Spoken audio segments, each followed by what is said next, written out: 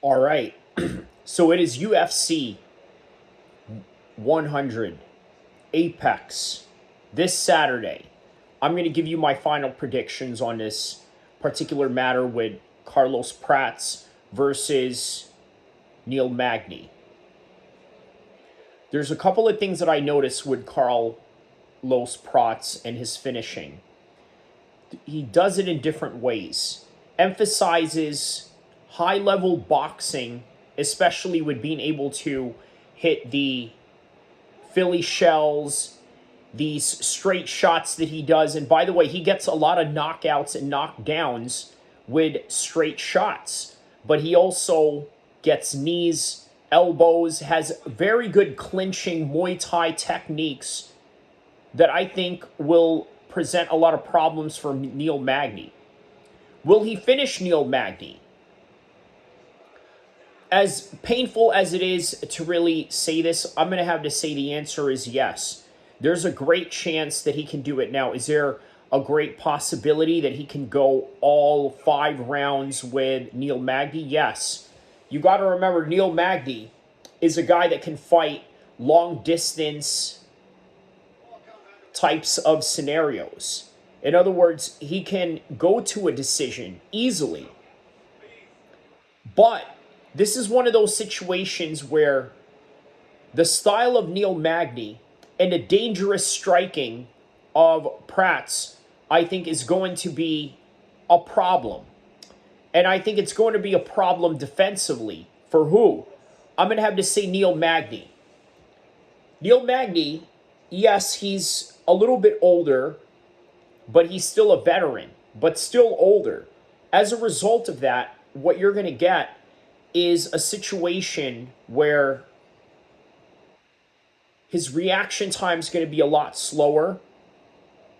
Carlos Prates right now has had 4 fights in the UFC since August of 2023, and that was when he debuted in Dana White's Contender Series. So he has all these knockouts, and by the way, with real top names that can go in that list, okay? Let's take a look at the career of Carlos Prates, all right? Just to kind of give you a perspective here. And by the way, the finishes that Carlos Prates has made, a lot of them were Muay Thai shots in terms of clinches and knees, and but mainly boxing. But not only that, look at the names that he's beaten so far. Okay, this is Jing Liang, knocks him out in the 2nd round. Charles Radchich. By the way, what's interesting about that knee to the body in that fight, right? Charles is the training partner of Bilal Muhammad, and he said something to Bilal Muhammad in the corner because Bilal Muhammad was in the corner of Charles.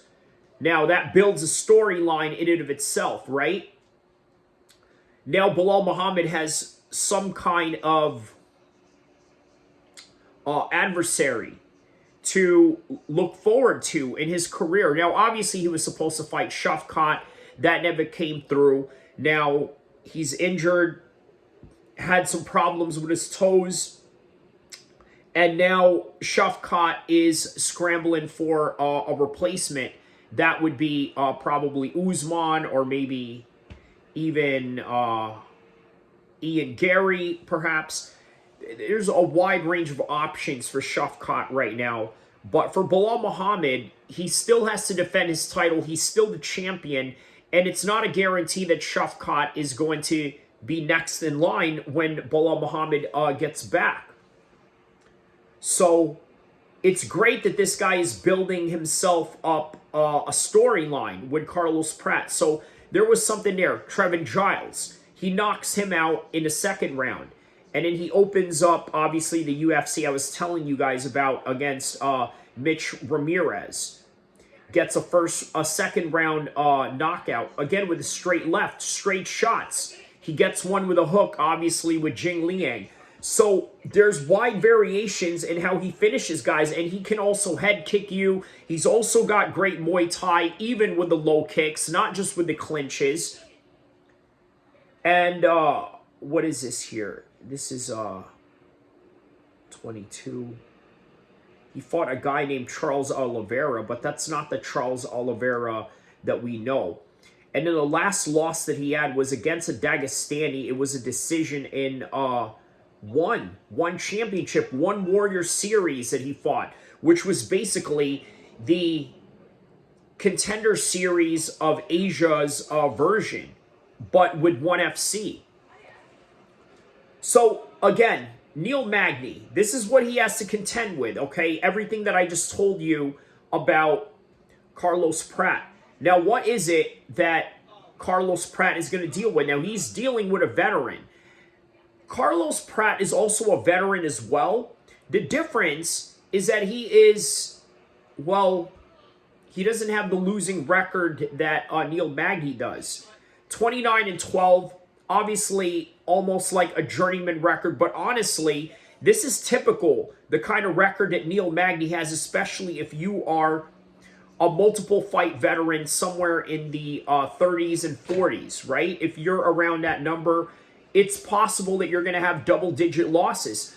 Randy Couture has double-digit losses, but he has double championship belts in his bragging rights and accolades. But other things that we can tell you about Neil Magny, he's got a split decision win over Max Griffin. Very tough fight. He got choked out by Shafkat. Gets arm triangle by Gilbert Burns, but Darce chokes Daniel Rodriguez.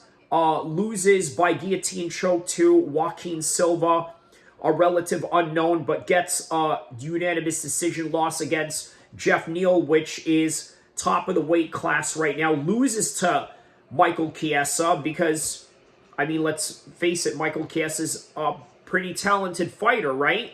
And there's a reason why he's beating guys like Neil Magny. But, oh, and how about this?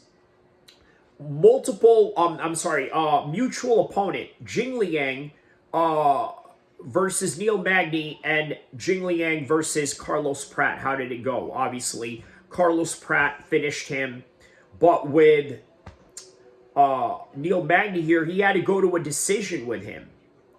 So what does that tell you? Ponzinibbio finished him off.